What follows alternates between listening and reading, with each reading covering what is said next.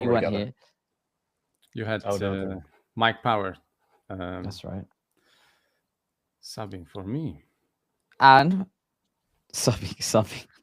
And we had Martin was in Ibiza, and I think Patrick has taken some inspiration out of Martin's travel book and made his way over to LA. Although I think it was for a McKinsey conference or whatever. A few people He's had gone for a gone, so- conference Incredibly, yes. as a Yes. guest or as a someone who will be speaking. I don't know actually. I'm Oh, not 100% certain. how is it possible? He hates conferences, right? I mean, you have to be a very important person to get invited to these things. So I guess we can tease him next week and find out. But mine, how was Ibiza? Ibiza. Sorry, the Americans pronounce it Ibiza. Not as only Dustin educated me Americans, last week. European countries also would pronounce it this way. Only British. Okay, so pronounce it this maybe weird way. Ibiza is just the British. British way. Yeah. Great. I mean, great. I'm sure you've been, so you know, great fun, so much fun, great. And also, I had the holidays last week with parents and family, so it was brilliant as well. Thank you.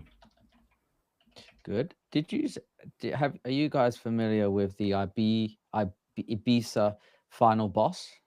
Yes, I've seen that one. What Okay, I'll is leave that? it. Oh, it was like this video of this guy with like a mushroom haircut, sunglasses, and a chain in a black vest dancing in one of the clubs there. And someone recorded it and put it on social media, and it went totally viral. And now he's like doing tours around at shows. There's like paraphernalia created about him all over the internet, merchandise and whatnot. And it's become a very popular meme. Yeah, it's a summer meme. It will be gone in 3 weeks. I'm telling you. So fun times in Ibiza. Okay, shall we discuss what we're going to discuss today? We're going to talk about the world's newest, richest man. At least he was for a short period of time, working, and he's the owner of Oracle. So we will talk about some news on that front and their deal with OpenAI. We talked last week very briefly about this deal that Balfour Beatty had done with Microsoft, and following that, there had been a report that came out about some productivity, and the UK government had trialed a Microsoft 365 Copilot license and found no clear productivity boost. Surprising. Incredible. Then, in a roughly 35 minutes or so, Jivan from OpenSpace, CEO of OpenSpace, will be joining us. They just had a big announcement on Tuesday with their Waypoint conference. So looking forward to hearing about what they have in store for the next few years. And then we will talk about whether it's acceptable to not wear shoes in the office. And if we get there, Autodesk has announced a new partner strategy. But before we Not kick wear off, shoes? Is Not that wear mean Yeah. sandals or just no shoes? Hmm. Barefoot. well, I guess that's part of the debate. Okay. It's What funny does you it bring mean? that up because people in I my know. life have told me that sandals are out of style. Sandals are out of style. Oh, well, actually, Who said that? Who said that? What's their credibility? Several people. In fact, I got a video sent to me about how cringe or ick sandals are. So what do you switch it with? I guess like some sort of boat shoe or something. You know, when you're wearing shorts, I prefer to wear sandals. What do you guys Yeah. think? So Dustin, oh yeah, are you talking about Birken? Do you know what Birkenstocks are? Is that a thing in the US? I know what Birkenstocks are. Yeah. Yeah, they're like sandals with the big straps. Yeah, so they're actually Yeah. definitely in the UK. Yeah, in the Lots of UK, people wearing them just now. run like in the weather like that. It's middle of September, rainy, and people wear these and socks on. Yeah. You know. Socks on, huh? I'm Socks not a big on. fan of socks with Socks sandals. on. No. Yeah, so I think you'll be fine if you wear them over here in the UK or US. Maybe when I'm in Nashville next week, I won't bring mine. In fact, that'd be cowboy boot territory, no? Yeah, definitely. I'm in Nashville right now, so a lot Yeah. of cowboys were walking the street. Yeah, you guys meeting Are you- next week? Yeah, we're gonna meet, Mhm. and we are we'll do something fun over there with Bricks and Bytes. But I'm curious, Hmm. Dustin, you're there like what, 3 days before the conference begins? So are you putting up like Edify flags all over the city? No, no, no. Ah, We, I was telling you, but I had the choice because we had to go meet a customer in St. Louis yesterday. And so it was either fly back to San Francisco, then fly to Nashville on Sunday, or just come hang out in Nashville. And yeah, why not very enjoy good. a new city? Have you got any strategy for the conference? Yes, hang around Autodesk booth because they're releasing their new estimating tool, and everyone they show, talk to them afterwards and tell them why we're better. Nice. I might have to get some footage of this Yeah. for the Please do. It'll media. be entertaining. Okay. Oh man, that sounds awesome. Very good. Okay, shall we talk about the big O, which is Oracle?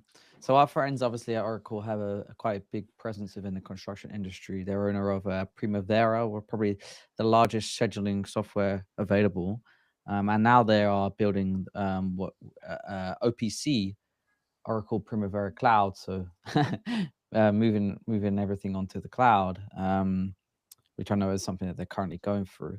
But with that, yesterday, so here's the headline: Oracle's sudden. Oh no, sorry, that's the wrong one. Oracle and OpenAI seal a $300 billion AI power play. And as a result of that, Larry Ellison, the owner of Oracle, his net worth soared past 400 billion US, and I think that surpassed Elon Musk for a short period. I'm not sure how it looks right now, but I don't think he is currently above him in the world rankings of richest guys. So there you Well, go. the cool thing Exciting about news. Larry that people don't realize is that he owns 40% of Oracle. Wow. 40%. Hidden news venture. You know, he built it at a time. He's also the king of borrowing money to acquire assets. So a lot of people don't understand that Oracle actually has 100 billion in debt on the business. Oh, It's a substantial amount. But Mm. he's always been able to grow the services company and services. Yeah. and services. Yeah. Mm-hmm. Yeah, that's very good. He's a smart guy. So just this is some hard data for you. The stock of Oracle shot up more than 40% on Wednesday morning, which was yesterday. And it was such a big leap that it minted Oracle co-founder Larry Ellison $100 billion in less than an hour. Incredible. Mm-hmm. So what is interesting is that Oracle has signed four multi-billion-dollar contracts with 3 different customers, giving the company 455 billion in outstanding contract revenue that it expects to collect on. The metric is up 359% from last year. Wow. Yeah, that's a RPO, remaining performance obligation on contracts. The interesting thing was they actually missed their earnings, like they didn't meet their earnings targets or what Wall Street was expecting. But the reason the stock shot up so much was their forecast for the next 5 years. So their forecast for the next 5 years ends in 2030, with them forecasting data center revenue at 144 billion, Mm. which, for example, I believe AWS's revenue is like 112 billion today. So they're talking about Oracle going from where they are today, which is something like 15 billion annually, to 144 billion. So bigger than everything that AWS currently does for all the companies that it supports in a matter of 5 years. Insane. That was the forecast that had everyone, okay, if you're going to do that, your stock is worth a lot more.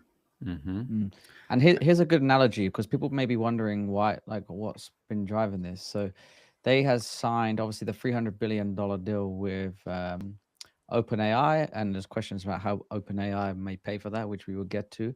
But also, maybe two or three other large, 3 different customers in total, which gives them this total 455 billion revenue figure. And here is the analogy. It says that people will be buying computing capacity from Oracle. And if semiconductor giant Nvidia is the picks and shovels play of the current frenzy, think of Oracle as the Levi Strauss play. It's not mining the gold, just providing durable trousers. Who is doing the Nice. pants then? Underneath the trousers. Yeah. Well, there is an opportunity there, man. Maybe. You know, Oracle's Uh, pretty big in construction with a few other things. They own Textero, so they do a lot of payments. They also bought mm. Aconex, right? They own Oh, Aconex, I believe. exactly. And that was like Yeah, the largest, maybe the largest construction tech acquisition yeah. in history. They're 1.2. yeah, so they're quite expensive. Yeah. Great Yeah, they acquisition do. They strategy. represent a lot of projects globally. A lot of the big EPC contractors. That's their ERP solution. Mm-hmm. Hmm.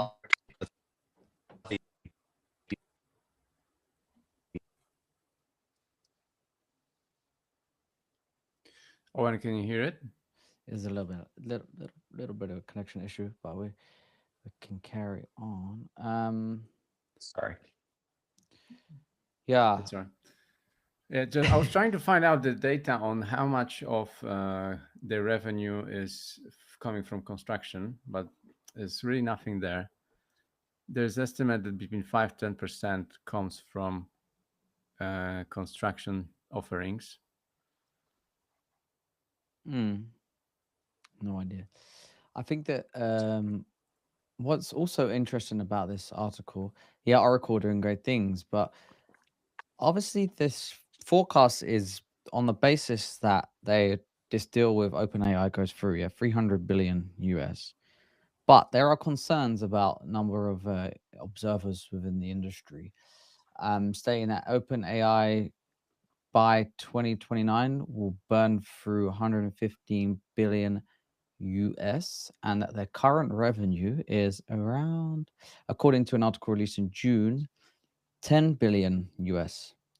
So they need to 30x that revenue in order to pay. I know this is, I'm being very basic here, but they need to 30x that revenue figure to pay for the Oracle deal. So do you think it will happen? I mean, everything seems like it's based on promises and hopes. Yeah. So I'm pretty sure. Well, I can only guess, but what's it worth? Not much. I don't think it will happen.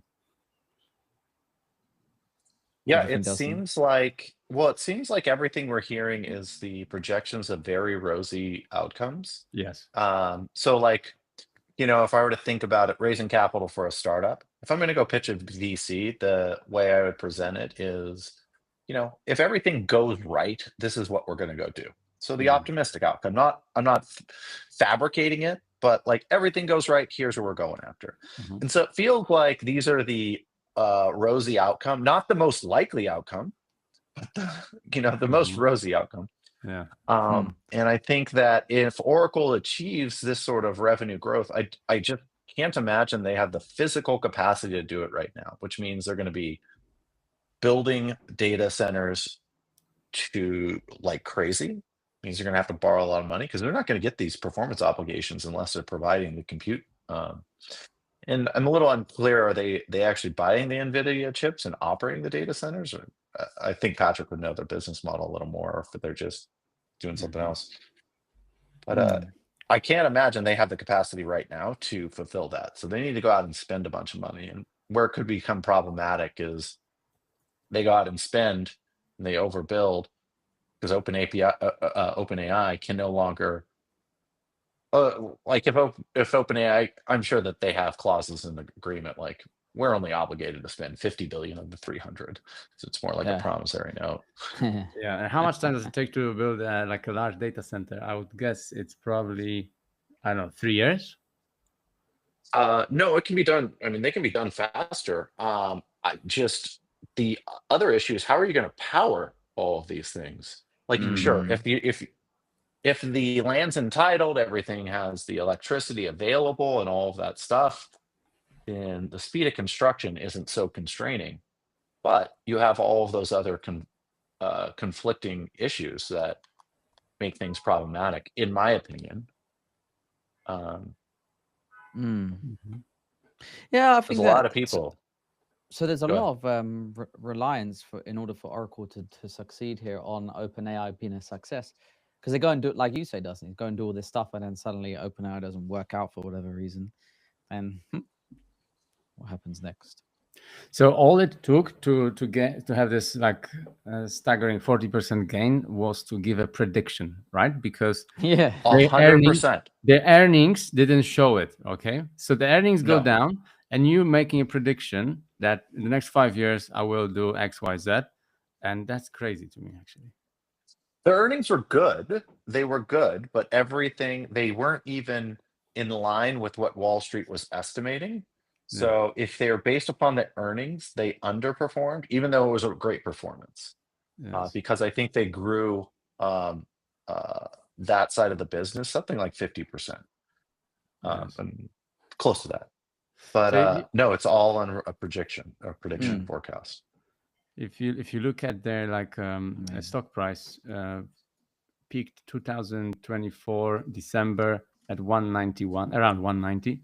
I'm looking at a 5-year chart here. So from 2020, when everything was kind of at the bottom, that was around 50, 60. So it went like 3.8x in 5 years. Yeah, and now shooting up to the moon. I don't know. Promises. Promises. Isn't this like OpenAI strategy, part of their strategy, huh? Just keep building the narrative. Well, I and think hope I things think will at work. margin it kind of, are you going to bring up that government contract? Yeah, let's go to that. Just before you start the question, Dustin, so people understand the context. Last week we spoke about Microsoft signing a 10 million US dollar deal with Balfour Beatty to use on a project over here in the UK, in Scotland specifically, on a road, the A9, which apparently is a very dangerous road. And we had a little bit of a discussion around that. And now, since we released that, not as a result of releasing that episode, but since we released that episode, an article came out from the Register which says UK government trial of M365 Copilot finds no clear productivity boost. What were you going to say, Dustin? No. I think Martin has a good opinion on this. I mean, so this is this. Get angry, Martin, like you did before we hit I'm record. not Frustrated. angry. Frustrated, yeah. Yeah, so are you sharing this? No, you're not sharing this, no? No, I'm not sharing the screen. Okay, so I'll just read it through with my Polish English. So the Department of Business and Trade received 1,000 licenses for use between October and December 2024, with the majority of these allocated to volunteers and 30% to randomly selected participants. So this is Copilot. Yeah, so Copilot, you want to try, test, see how things are improving. So some 300 of 1,000 people consented to their data being analyzed. So what does it mean? That they run a Copilot for 1,000 people and only 300 of them decided to share the data to analyze if their performance increased, improved, or did nothing. So that's like ridiculous. Taxpayers' money going nowhere. Yeah, so the whole premise is someone has asked you to test the product and give feedback, but you can't give us the data that we need in order to give. You won't give us the data we need in order to give you the feedback. So Yeah, thank you. that's pretty much it. That's pretty much Yeah, it. that's an insane methodology. Yeah. Good, I good wish go to I wish I market could. from Microsoft. You have to give Microsoft credit though, because like the sales engine they have, they can shove anything down any institution, government, company's throat, and they just consume it. And it's almost without question.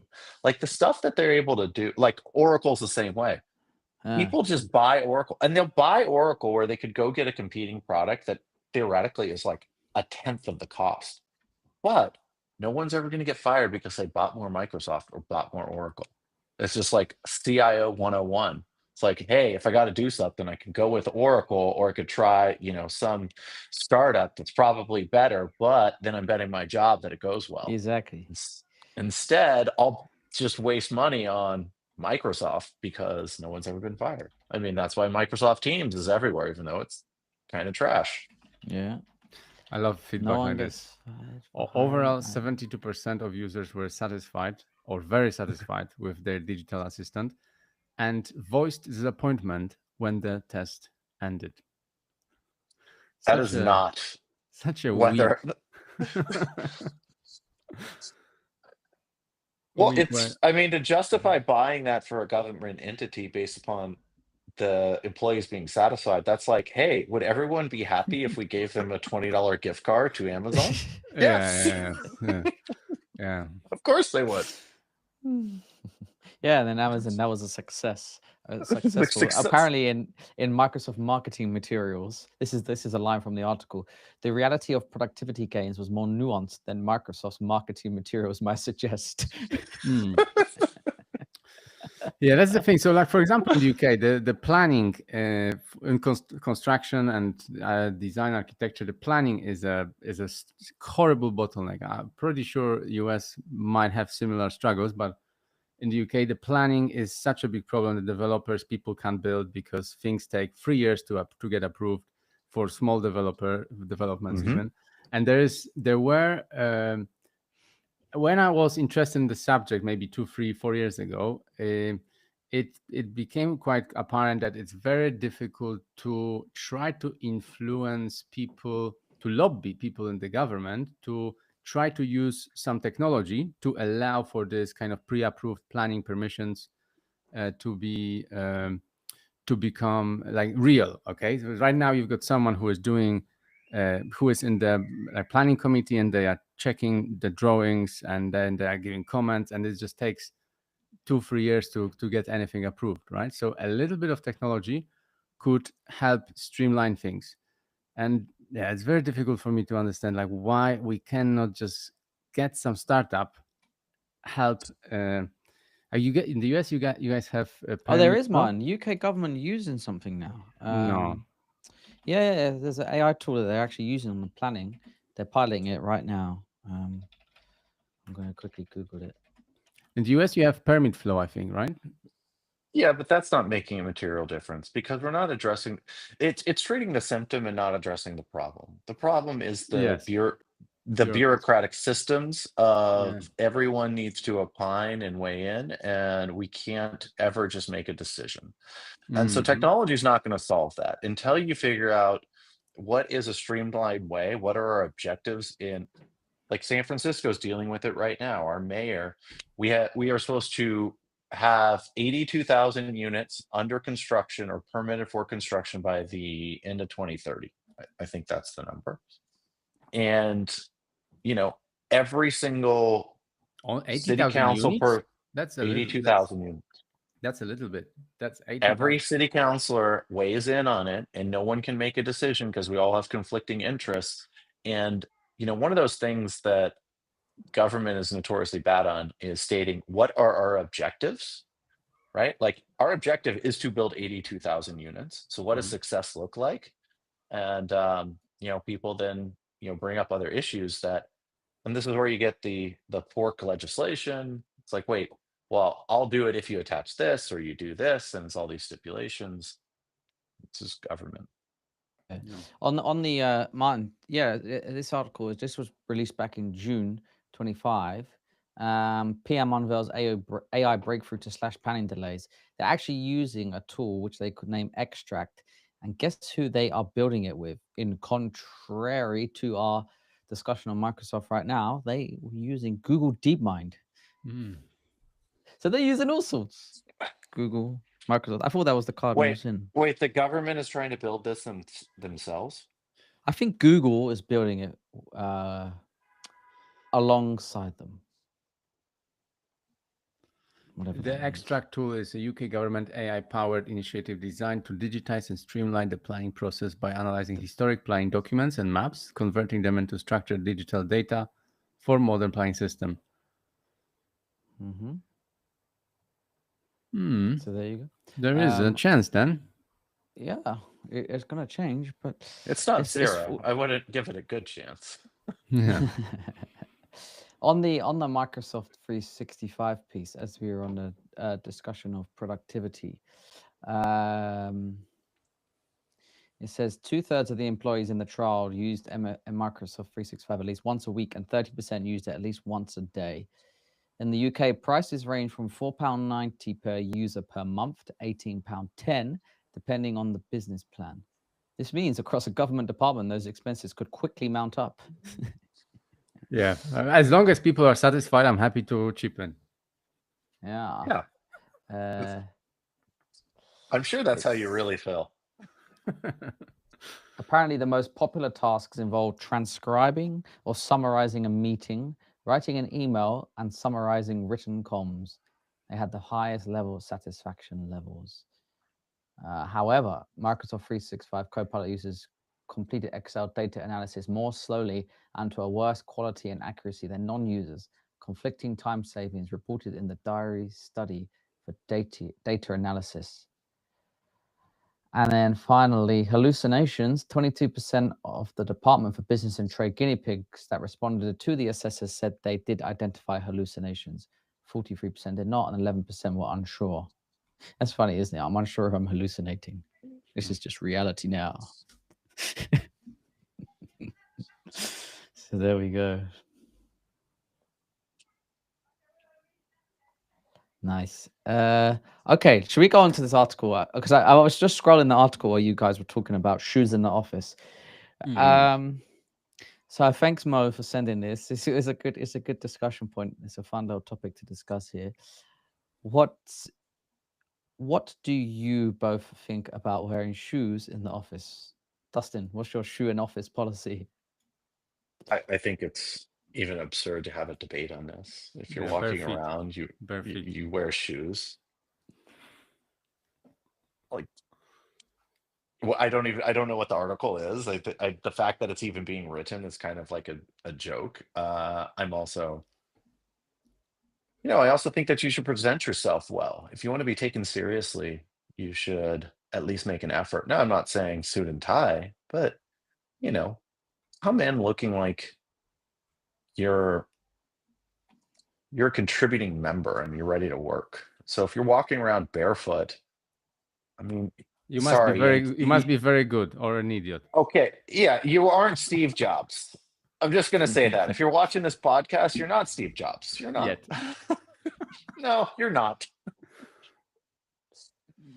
Yeah. Uh, I think the article is kind of strange, but it just talks about how I mean, as sometimes long it as can you have remove the nice hierarchy of people. It can make the company more equal as you're not being Yeah. judged for the footwear that you wear, like uh, Birkenstocks. Yeah. I actually think that this like suit and tie culture is it's not my way of like I don't know. It's not my way of doing the work, or I never kind of could fit in the past when I had to be dressed in suit and tie or like uncomfortable stuff. So I'm all in for like you wear what you want and you dress how you want. Obviously, you can't make other people feel weird or uncomfortable. But I think as long as things are delivered, then great. But I have to say, my experiences within like small teams, not large businesses. I used to work for large businesses, but that was just not my culture. I just can't fit There in. is But that something quite. Go, Dustin. You go. I was gonna say that's a really important point. Like, know your culture and like the environment and the team and dynamics. Like when you're an early stage startup, of course, if you're working for a large corporation, like the large corporation can't let this slippage occur. Like, oh, there's one guy without shoes. Okay, if shoes aren't acceptable, why do we need shirts? Who knows? Like what? Where do you start drawing the line? Just slippage. It's just Yeah. Yeah. There's something very comfortable about not having to walk around in your shoes or even barefoot. Something about being connected to the earth as well. You know, when you like walking on a beach in barefoot, you feel very good and you feel like you feel different. Something feels very nice about it. I'm not sure that effect can be replicated in an office, but I think people will feel more comfortable and perhaps they perform better. Maybe there is an argument there for it. I think most people's feet are gross. So what about how you offend me? I might be Well, triggered because of your feet. quite possibly, Is there a yes. problem? What do you What do you think are? I'm also just scrolling this article, and now I'm almost certain it's a affiliated. What's the word when someone like writes things for affiliate marketing? Affiliated, right? Like for to sell certain types of shoe. So Dustin, you made a good point earlier about sandals being out of fashion, but in this article we have the top 5 favorite stylish slip-ons. Mm. So Mm. what You do gotta you think is number send me one? that link.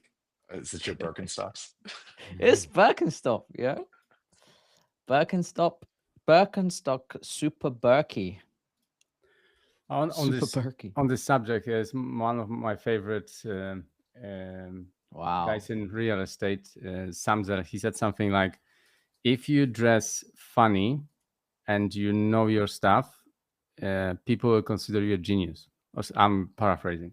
Oh yeah, I If you, remember you saying this. if you before. dress funny and you don't know your stuff, you are a schmuck. So I think that's rule in life, that people will call you eccentric, if you know your stuff. But if your role in the company is to dress funny and be eccentric and don't provide value, then you're probably an idiot. No, that's Yeah. another really good point.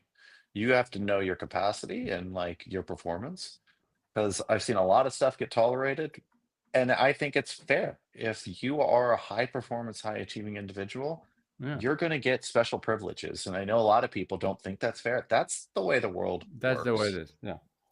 I was And watching meritocracy is a thing. I was watching over here in the UK, they had this thing on Sunday night or Saturday night.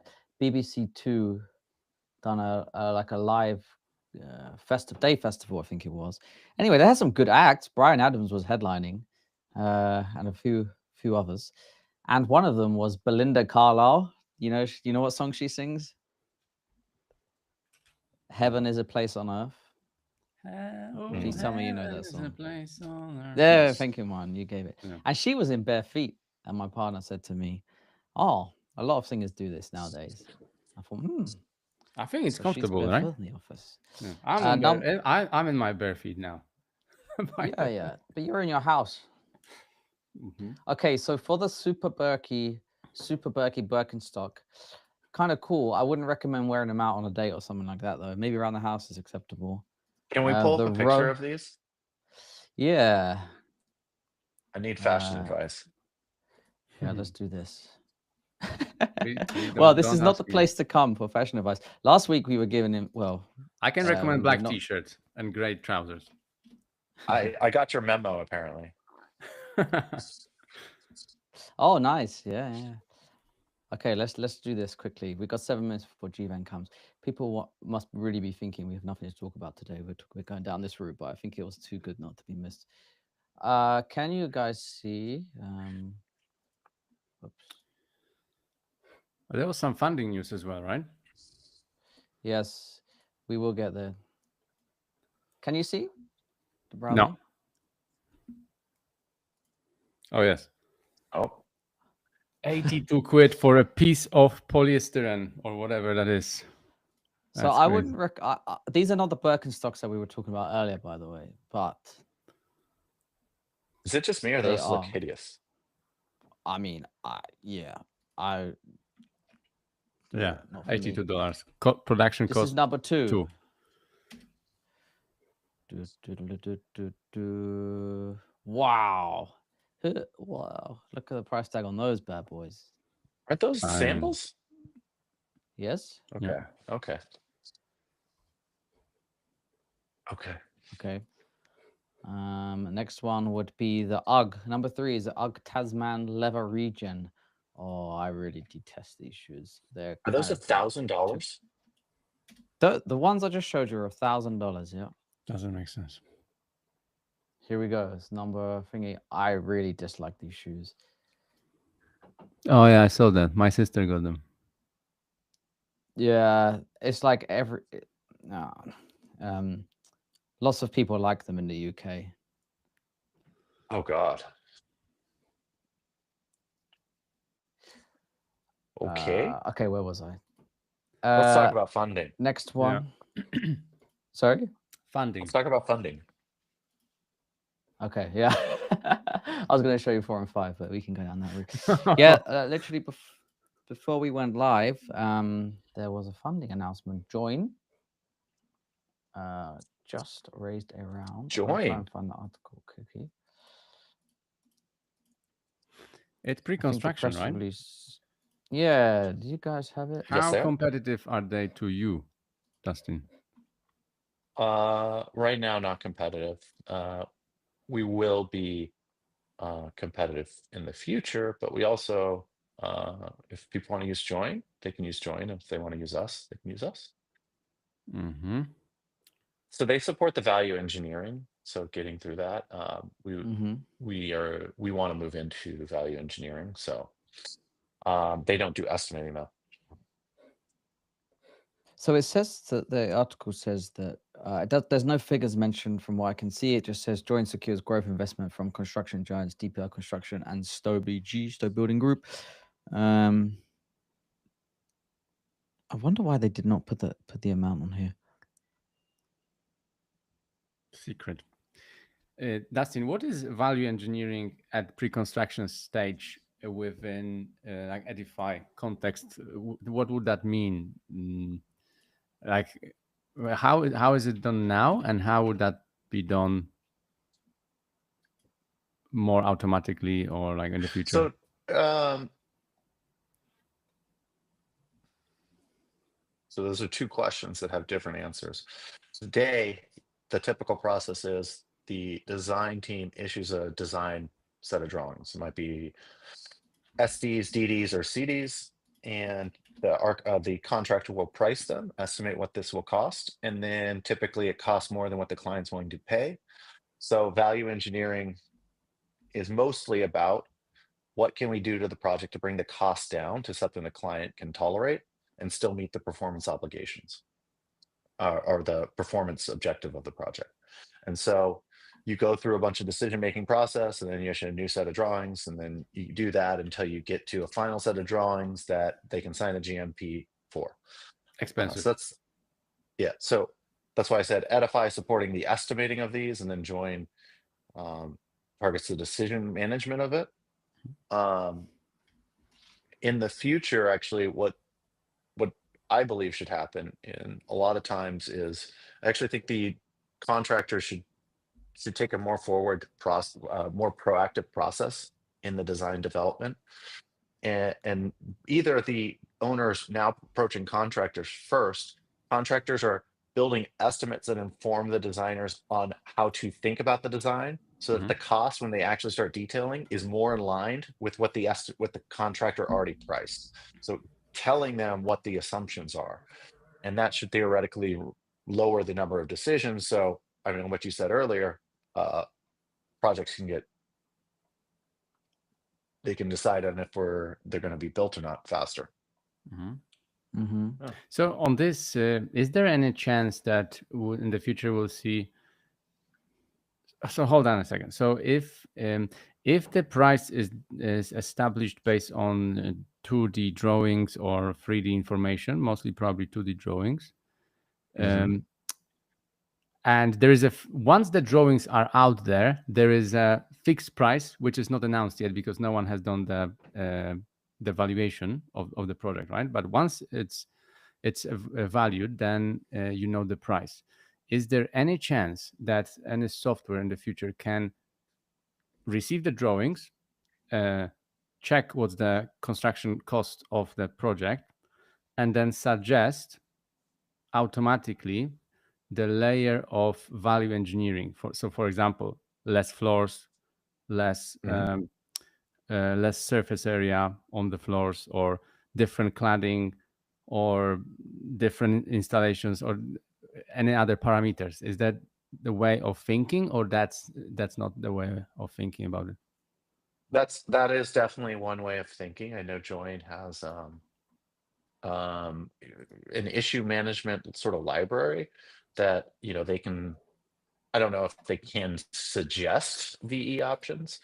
I think that the details are very, very nuanced, but forward looking, you should be able to provide alternates of, hey, in lieu of this, maybe try this. This has worked on another project, this hasn't.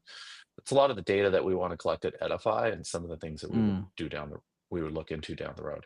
I think the problem, though, one of the reasons why it's really hard is no one owns that entire stack of understanding project cost throughout the design process. So no one has the information to like stitch it all together of, okay, what are the cost drivers across all of these projects, and then use it to start making more informed decisions. It just doesn't exist.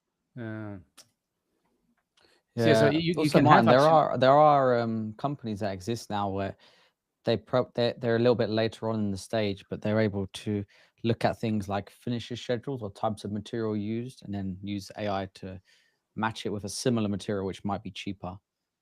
But is it holistically looking through all of the materials in construction, or very particular type of materials? Because that's not super helpful if you have to go into like a few different software solutions to like run through the whole project.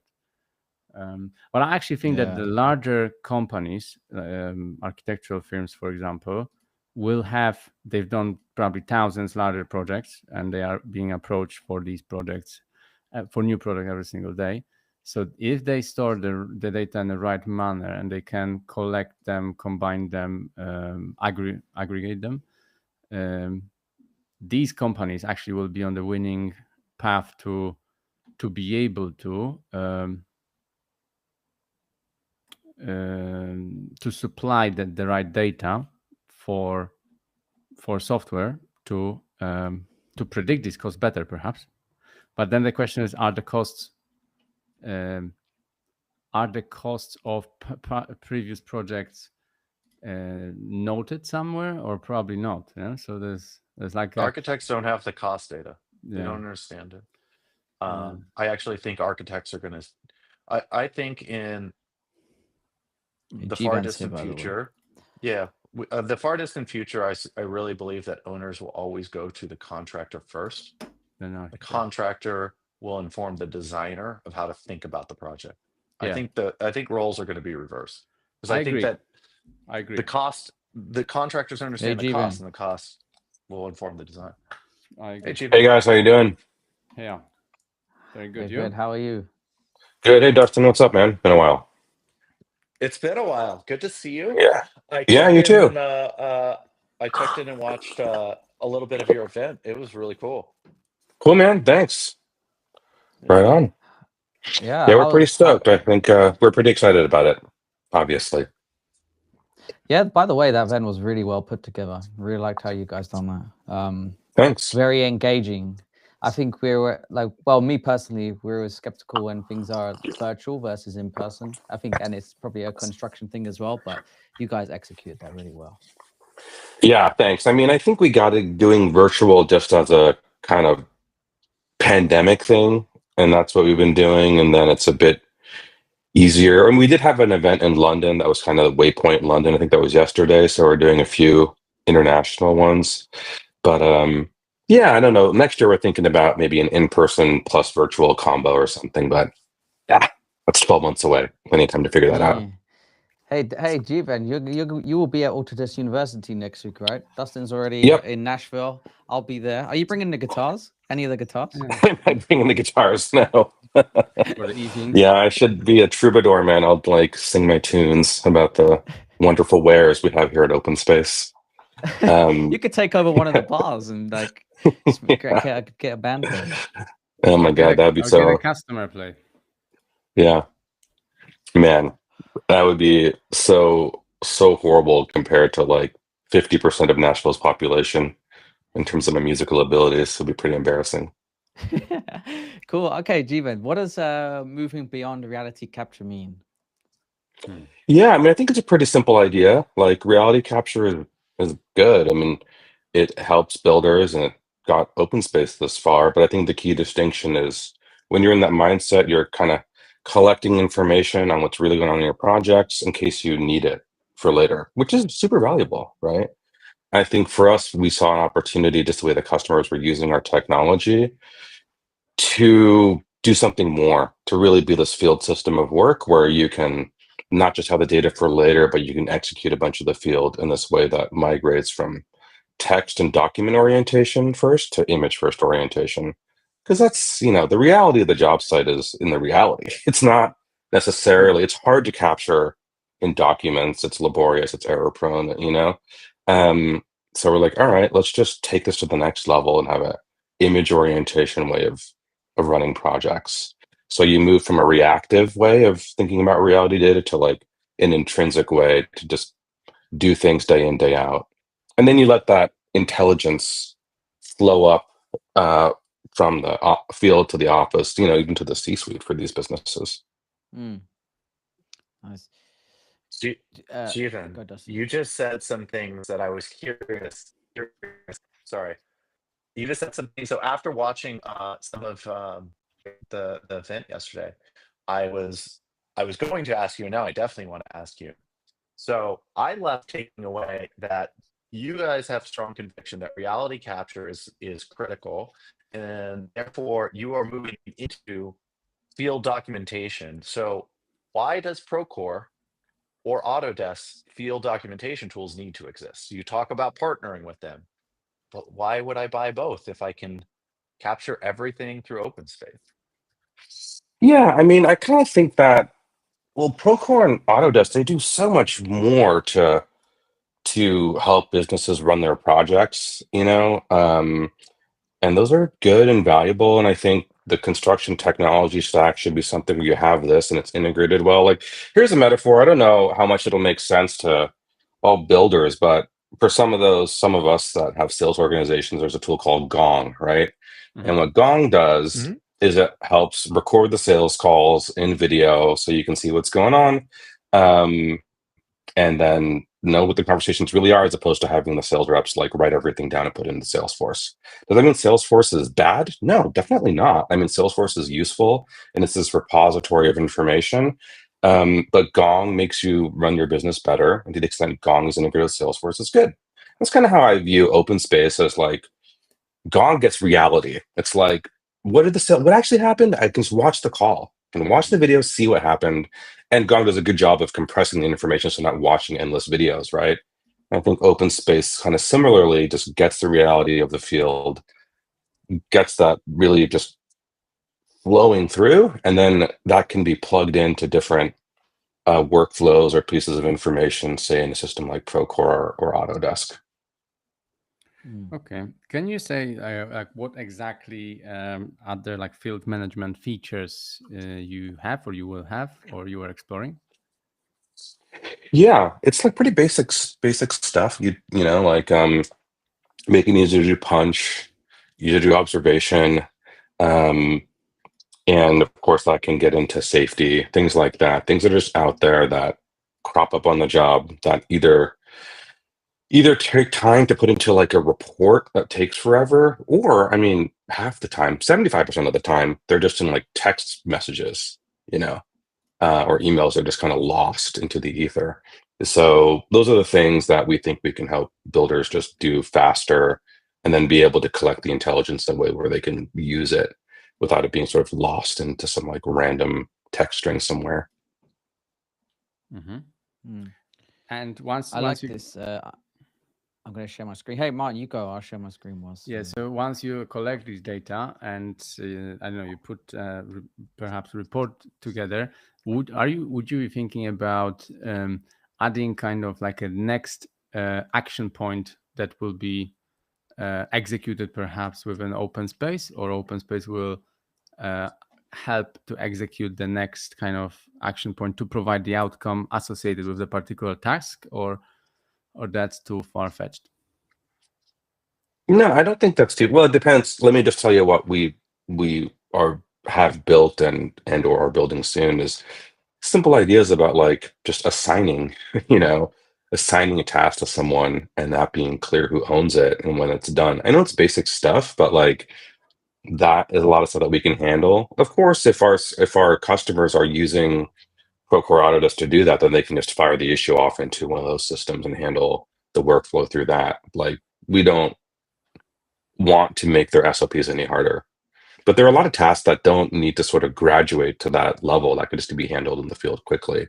So that's kind of the way we think about it, is very basic workflow things, but not trying to reinvent really complex ones. Cool. I'm gonna share this amazing Jeevan, graphic you guys while came he's up with. sharing that, Go, Dustin. yeah, Jeevan, remind me, are primarily the owners purchasing open the projects directly, or are you going? I know it's like all, but are you going? Are most of your customers the actual general contractors or design teams? Like, what's the distribution of your customer base? Or the Yeah, owners? we have. That's a great question. So the distribution of open space customers, it is GCs, owners, and trades. There and I believe by revenue, GCs are 40 something percent.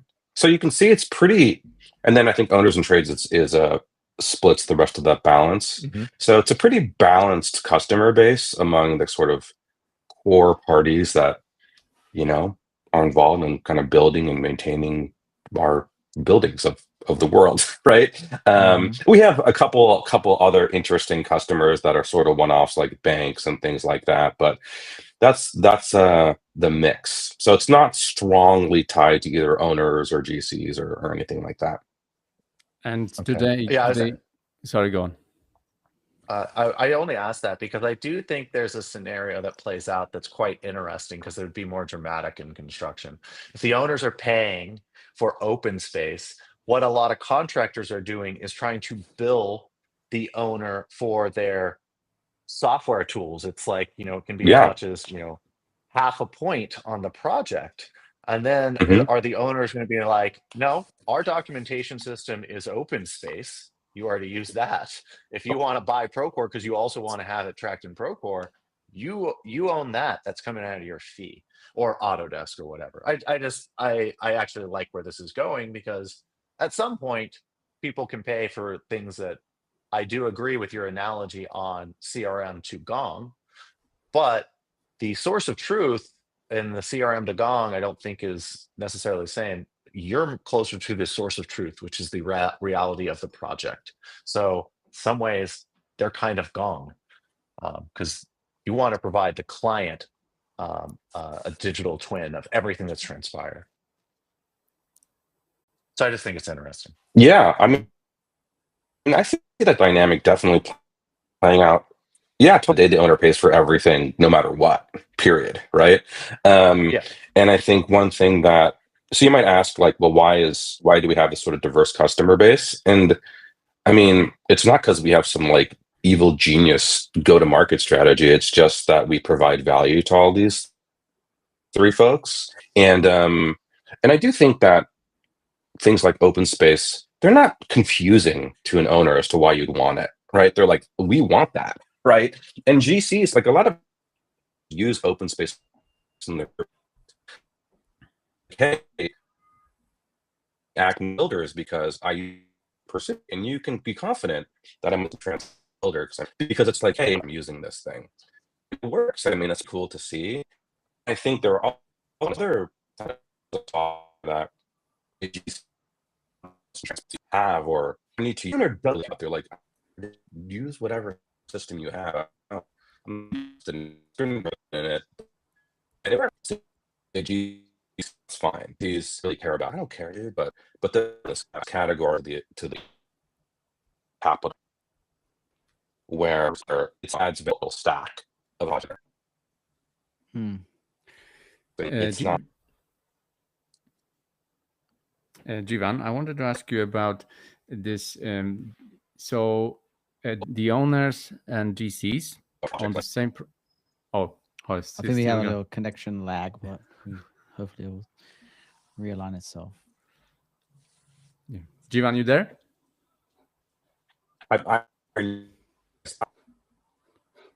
I'm here. I'm I've heard 3 times him saying, "I'm here." Yeah. Wait. This internet in America is not working well today, guys. Yeah, what's going on over there? Huh? I've been tethering okay. I have zero lag. Okay, now you're good, I think. Jivan? No. I don't David, know. feel free to turn off the camera, Jivan, if you like. Maybe that'll I'm help having things. okay. Yeah, it's still breaking quite a lot. Yep. Right. I hear you. Okay, off. Here, let me try it.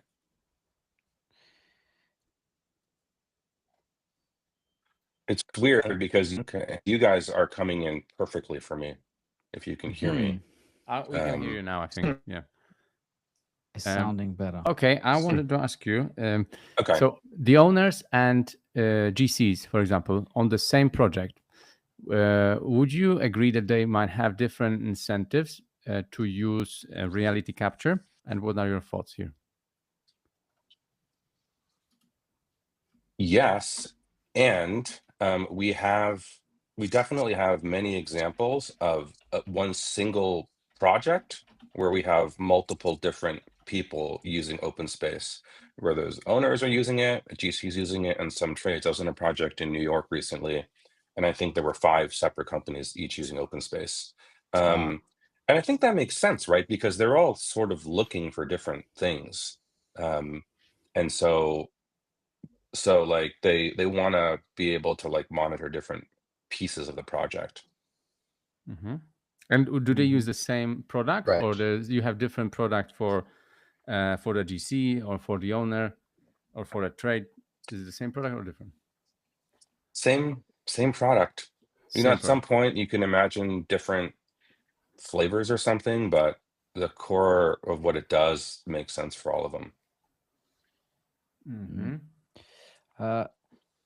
Dustin, do you have one? If not, I'm going to go on to this graphic. I've got like a very very broad question actually, but curious to see what you say. What are the trends right now in reality capture? Where the industry is galloping towards? Yeah, I mean, it's a good question. I think what are the trends? Um, I think there's just different flavors of where you can take it. I think there's a very, I would say, uh, technical trend of really thinking about like BIM and reality and really merging those. And that's actually kind of an old trend, I would say. I mean, that's back from laser scanner days where you'd laser scan a project and you measure deviation to see if like, yes, this air handler unit is actually where it should be, 5 centimeters off. I think people are still working on that, and it makes sense, and I get it. I think that's one trend. And certainly, I think another is just consolidation, and I mean that. Um, I suppose there's kind of the company aspect of that as you have um, certain companies that didn't quite get to scale, and you have, I think, just a fewer companies that are kind of in the category. But I actually didn't really mean it from that point of view. I meant it more from a like having all the data get consolidated. I think customers want that, right? And that's one thing that we we thought of when we launched Open Space Air, which is our ability to get aerial data in the same platform. So I think that data consolidation is another trend. At least, I mean, I see that as a trend because our customers are asking for it, and we responded to it. Do you see like more consolidation? I don't know if consolidation is the right word, but more merger of software and hardware within reality capture, or not? No, I actually don't. I mean, it's not an uncommon kind of cycle where you see like a hardware device which creates a category. This is true in just the world of technology, generally speaking. But then that kind of gets divorced where you have the hardware and software companies be separate things. And then if there's a totally new hardware thing, it gets rejoined again. And my general take and what we're seeing in our world is that the people that build the devices and the hardware and the people that build the software are like separate. And I think that makes sense because I think what customers really want is hardware that works, obviously. But from the software, I think they're just demanding a lot of capabilities, right? Things that take the data, organize it, and actually plug it into how they run their business, which is kind of a separate thing from building the hardware itself.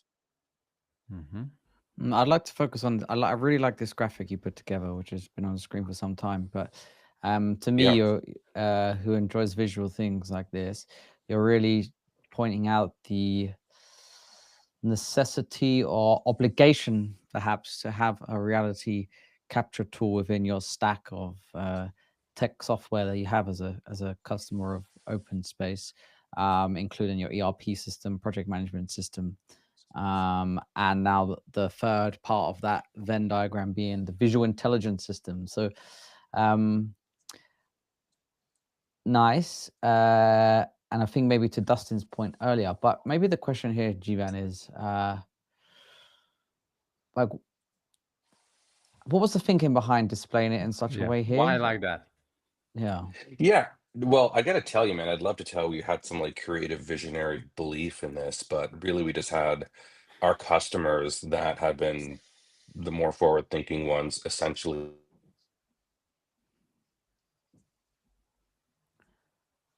I think we lost him. Okay. Seems Just when we were getting to the good stuff. Yeah. yeah. Oh, did you guys hear me? Should I repeat? Oh, now Nope. we can hear you. Now we can hear you. Go for it again. Yeah. Man, this is Yeah. okay. So to answer your question, I'd love to tell you that this diagram came from our like crazy visionary concepts within the company, but really it just came from customers like, drawing this diagram on their marker boards in meetings for the past year or so. And we were like, okay, that makes sense. We get that.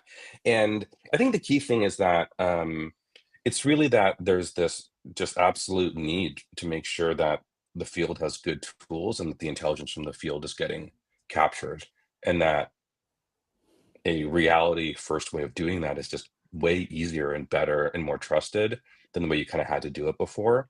And so they were kind of saying, this is the way we want to run our field projects, is like in this reality first kind of way. And you open space guys like are fitting into that. So keep going in that direction. So he said, sounds good. It makes sense to us. Nice. Hey, Jivan, I have one on why OpenSpace has veered away, not or does not have like a, because you earlier this year announced OpenSpace Air. Are you planning to go into robotics? I think some of the as we've seen, like within the reality capture space, there's a few spot the dog lookalike robotics kind of solutions that exist now. But from what I see, nothing from your side.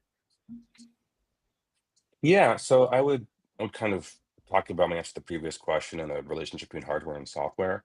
We have a bunch of, well, not a bunch, but we have some customers that use OpenSpace with robotic systems today. And the OpenSpace part works fine. It doesn't care if it's on a robot or a person or a golf cart, right? So the software doesn't really mind on what sort of hardware is being used to capture the site. And so, yeah, I mean, I am a huge fan. If and when robotic systems are truly able to handle job sites, like, great. And I think it'd be an awesome way to help builders build, and we would be stoked. That's even more information for our customers, and then we can help organize it and pull insights out of it. So that's kind of how I think about it. I don't really think OpenSpace should build a robot though, because there's a lot of people working hard on that. It's a super complex problem, especially in construction, and we are more than happy to be working with some robotic companies to like partner with them to see if we can develop these solutions together. Hey, Jeevan, I've been meaning to ask you because I didn't get to watch the entire conference, so you might have covered it. Are you guys using image recognition for like identifying safety hazards or constructability defects? How much are you diving into those sorts of things? Yeah, I would say a lot and carefully. That's the way I Yeah, would think about it. So, it's a good answer. we have a progress tracking solution and a partnership on that. It's good. It's like that's the holy grail. Like, am my project going to finish on time, right? And like we can actually provide those answers now. And I think we have a very I like our approach because I mean very people have been bashing their heads against trying to get this to work. And I feel like we've got something that really works at scale. And it's not just for like ultra mega projects, but we have smaller projects that are using this progress tracking system. Um, so yes to that. And I think you got to be really in tune with what really moves the needle for the builders and what isn't just noise or isn't actually making it worse for them. So I think safety is a super interesting topic, right? And I think there's a lot that companies like us can do to help out with that. But the details matter, man. Like if you have a system that flags a safety issue, but it doesn't flag it until many hours pass, that's actually not good. I mean, the Mm. customer you have to remediate those things. Right. Or if you flag something that is wrong, either a false positive or a false negative, that is not good. Like Totally. so and that's very specific to safety, right? And so like I think it's important not to let the whiz bangedness of the technology get ahead of what the customer and the builders actually are trying to freaking do to like make their jobs get done safely and on time.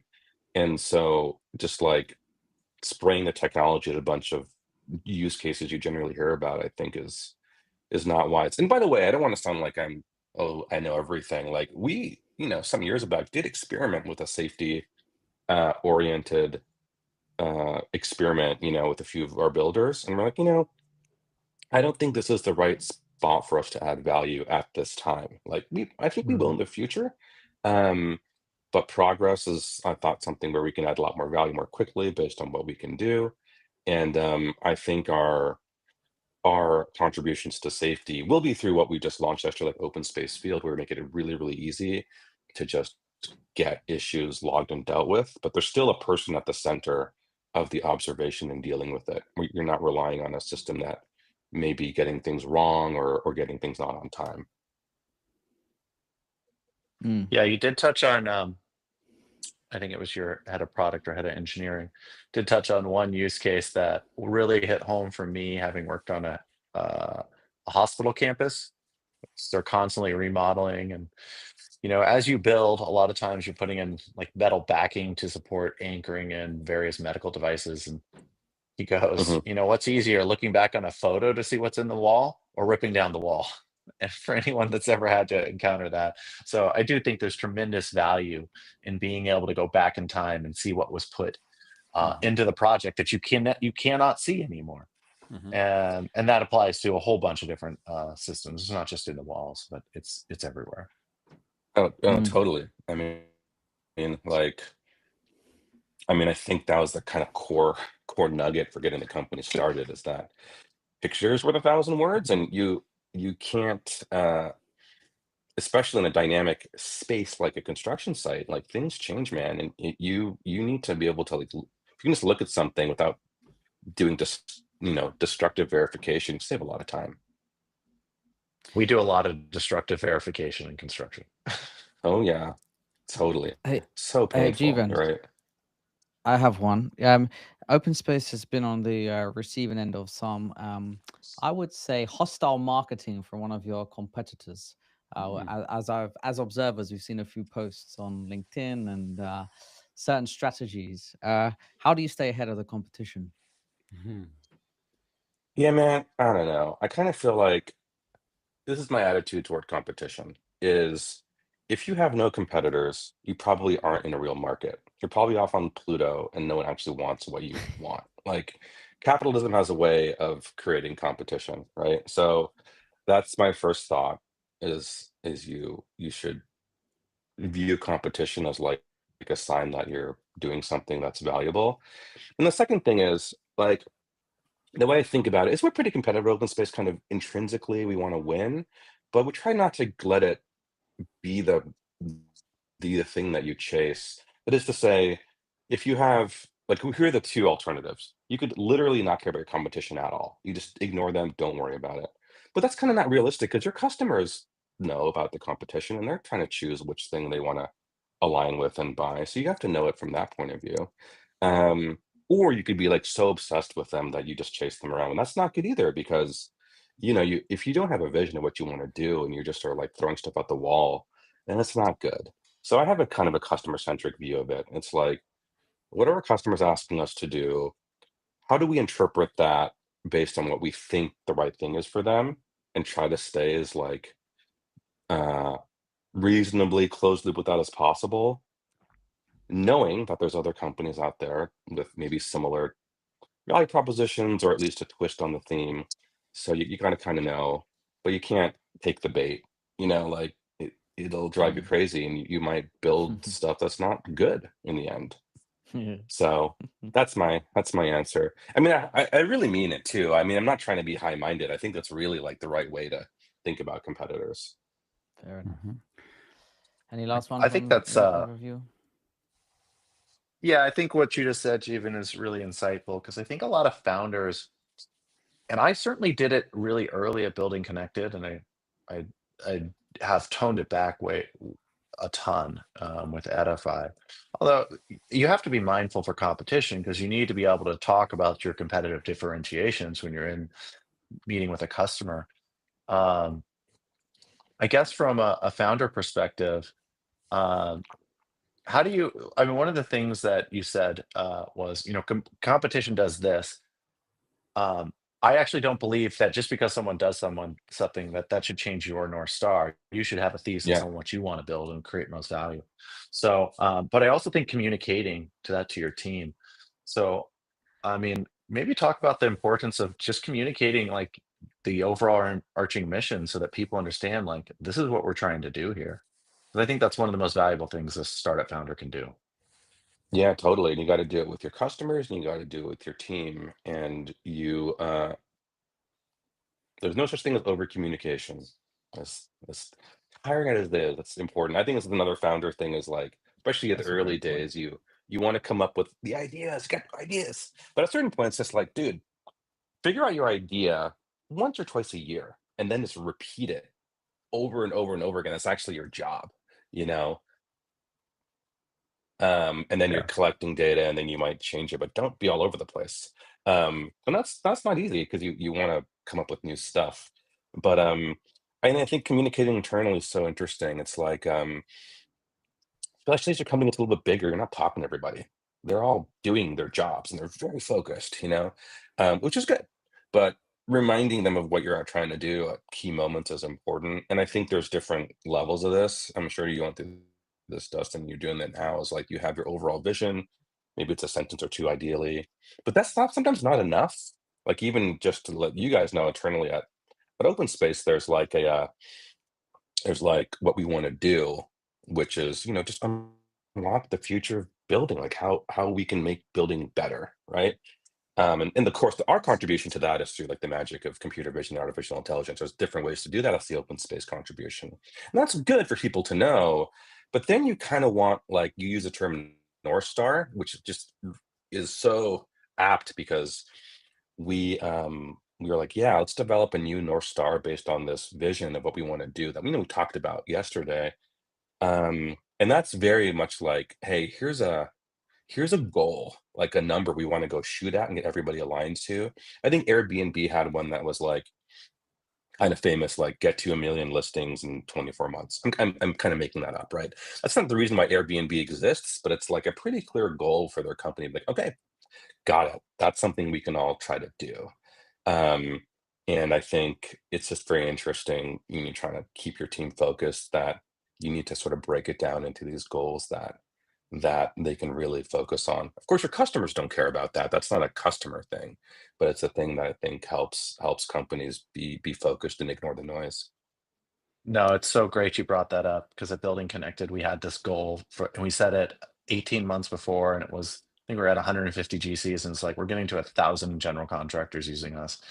And to be Yeah. transparent, Edify has been so, it's been hard to set a goal with some of the stuff we're trying to do, but we're doing this offsite, and that's one of the things I want to leave there. It's like, hey, this is, if we could distill a business down to one number or one objective measurable sort of like rallying point, it's going to be this. And maybe it's 2 or 3, but that really, I think, is an effective tool that everyone, whether you're product support, customer success, sales, we can all understand why it's those things.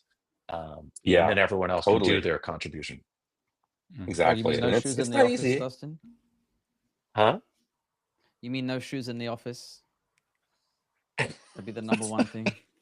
That's the North I'll buy Star. 0 Birkenstocks shoes for in the everyone if office. we Birkenstocks for the whole company if they hit our goal. Yeah. Guys, this is what we're going to do. This is what we're put on earth. No shoes in the office. We have 12 months to make it happen. It's not going to be easy, Hey, but I believe in you. hey, G-Man, Gonna get a lot of one last question. calluses.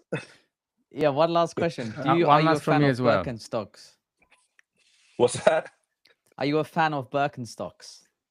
I guess I'm totally neutral. Like on a scale of negative 10 to 10, I'm a 0. Like I think I'm like, people want them, more power to them, man. They're great. I don't own any Birkenstocks, so I can't really say that I am a fan, but I wouldn't. Well, I think my daughter has a pair of Birkenstocks she's into, and so I guess I have to be a fan by association. You're up to a 1. Yeah, I'm up to a 1. I'm above 0. Yeah. Hey, mine, very last one, because G-Man probably has Yes. to go. Yes. I'll make it quick. Impossible. Yeah. So, is there an AI race within reality capture? And Oh, G-Man, you best go.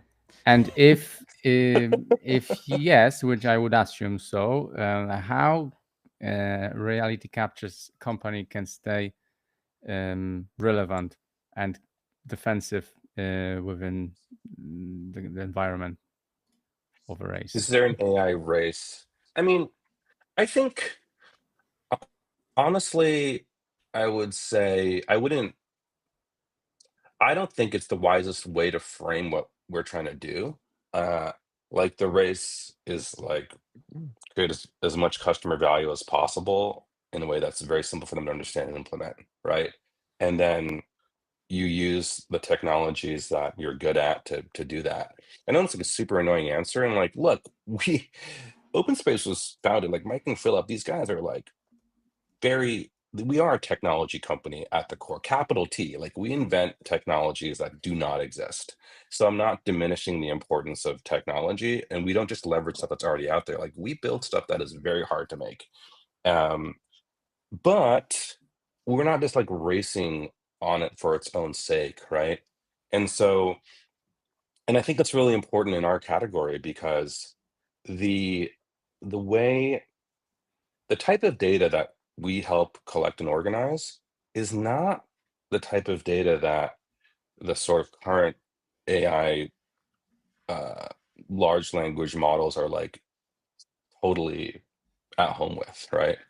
And so we need to be pretty creative about what types of things we can do, and also what is like totally a waste of time and won't work with what we can build, and be pretty smart about how to build technology and apply what's being built by, say, like larger players. Um, so I hope that makes sense. I mean, like, I think I think a wrong thing to do personally is to say like, oh my God, we need to build some AI products and we got to just have launch blah, blah, blah AI and it's gonna be good. And we got to put it on, it's like, okay, maybe, but maybe you do that. And then you have a customer who's just like, yeah, we use this thing. And it's like, sometimes it's right. It's like, that's not good, like, and I think that's that's like a risk. Yeah, exactly, dude. It's like, come on, man. And dude, there are consequences to this. There are some of the customers out there that really want to be shopping for like an AI thing. And, but I feel in general that we just try to build things that are just genuinely valuable in a way it's not complicated. And I'd like to think that the hardcoreness and impressiveness of our technology, whether it's in progress tracking or auto location that we launched, speaks for itself. It's like, okay, this company's Steven, building some incredible stuff. As you keep talking, please tell more and more decision makers in construction that AI is a tool. And if someone says they have AI for X, they're probably not approaching it from, hey, I'm addressing a problem. And one of the way I'm doing this is I'm using AI, but that's usually not the complete solution. And like so many Yeah, people are confused about this right now. yeah, totally. And I think this is true of any large technology trend has this phase where it's like, you gotta have a mobile strategy. We need, it's like, okay, great. And then you're Cloud. like, what are we actually, yeah, cloud. What are you actually trying to do? And then, you gotta, as technology companies, gotta try to navigate through that so you don't seem like a stick in the mud, but you're not building stuff that ends up being like totally pointless, 12 months later. Mhm. Cool. Yeah. Dusty, maybe you want to say a few things. How is there like a race within pre-con for the AI? What's your thoughts? Oh, so pre-con's just so far behind what you do in the field. It's kind of hysterical. Like, at least when Jeevan's talking, like I'm having a conversation about which cloud provider, actually is the source of truth for like the digital representation of the finished product, which I think is a really interesting conversation. I'm having conversations with clients because like they have a bunch of Excel spreadsheets. Yeah. So like where pre-con is and where field management is just like light years apart right now. So yes, some people think that there's going to be a magic press a button, estimate the cost of a project. The nuance, and even it's kind of like safety. It's like, yeah, you could do that. Would you ever sign a contract for that dollar value? 100% no. 0%. So Yeah. we have to build we have we have to build the foundation to truly understand and then train models on the data. And it's just not happening in pre-con right now. Mhm. You're preaching to the choir. I know we're trying to wrap up, but I can't. I got because I totally like. I think one thing that is that's also interesting about the sort of AI thing, because intrinsic in the term AI is artificial intelligence. By the way, like this is a thing I did in undergrad and grad school, so I am like a huge fan of it generally, right? Um, but in the term, there's like, oh, it's intelligent, which in ways, yes, it's quite amazing what some of these things can do. And if you had told me 10 years ago that some of these things would exist, I would not have believed you. So that's good. However, at the end of the day, um, it's humans are the people that are on the hook for whether the decision is right or wrong. Like until an AI system can have its own bank account, and we are all cool with that. Um, like ultimately, it's a person who's going to be like, okay, yes, we should pay subcontractor X, or yes, like this bid is good. You know what I mean? And so you just have to remember that these things are like helpful tools, but you're on the hook at Yes. the end of the day for what you're going to say you're going to do or not.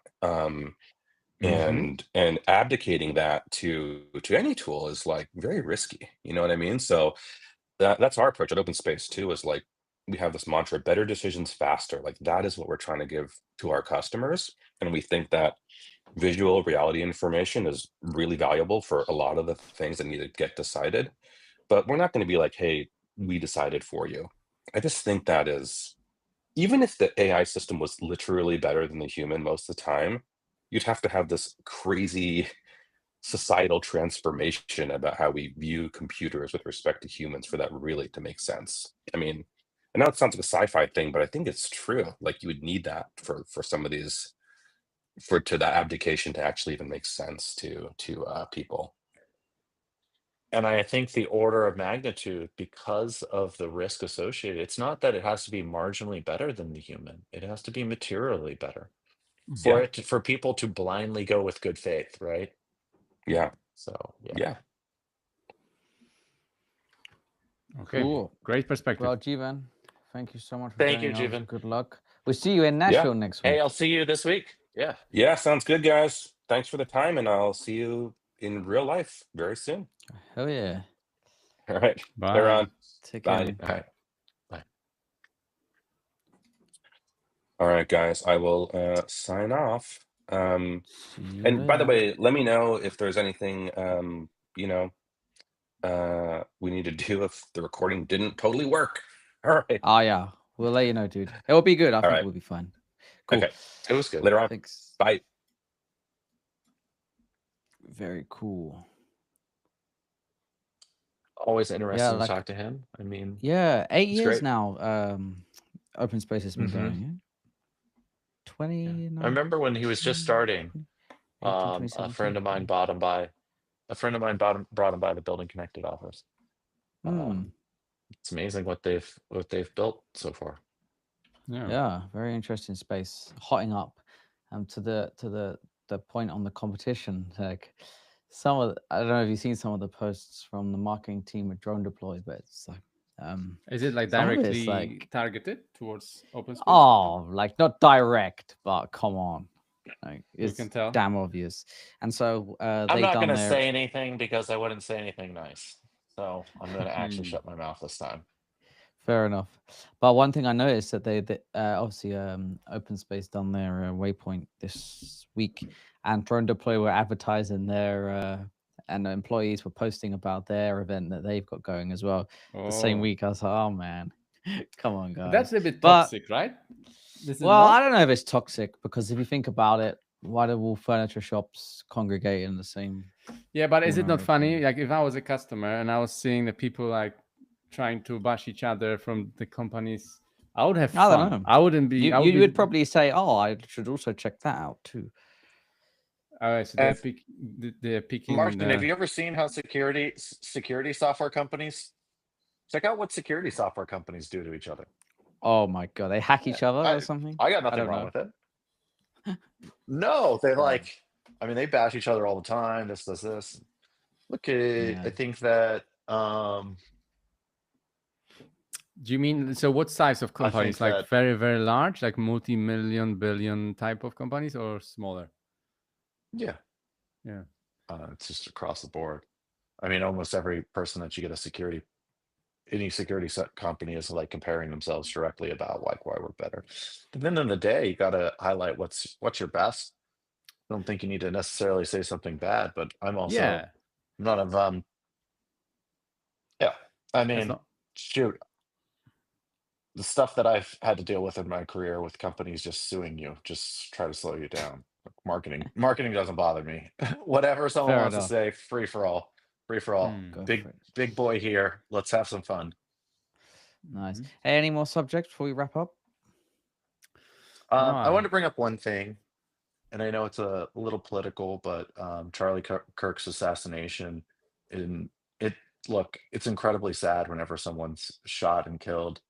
But I would encourage anyone, as people that are celebrating this, I was deeply bothered by that. And I think we've all probably now seen some of these videos. All Charlie Kirk ever did was promote political discourse and actually discourage violence. And to see people celebrating that is deeply disturbing.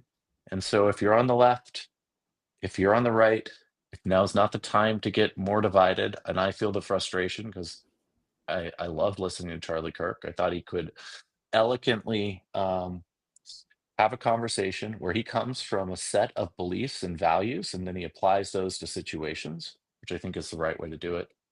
But I just really, really think people need to be really mindful of violence is not the answer in politics these days, and stop promoting what you think is going to happen and deal with what's going on right now. Like, I'm so sick of some of these things, these hyperbolic situations where we need to stop this individual because they're going to go do that. You are not precognitive. Just not stop it. Well said. Yeah. Cool. Okay, well, on that note, Dustin, I'll see you in Nashville soon. Martin, what are you doing next week? I'm going to flying to Zurich for ETH. It's not Ethereum conference. Architecture. It's not Ethereum. It's not Ethereum. No, it's the Technology Institute, or whatever the translation is of Zurich. I will be helping moderate a panel about investment in architectural startups. Yes. Yeah, so, Very cool. Sounds good. yeah. Okay, guys. Ciao, Gentlemen. ciao for now. Okay. See you next.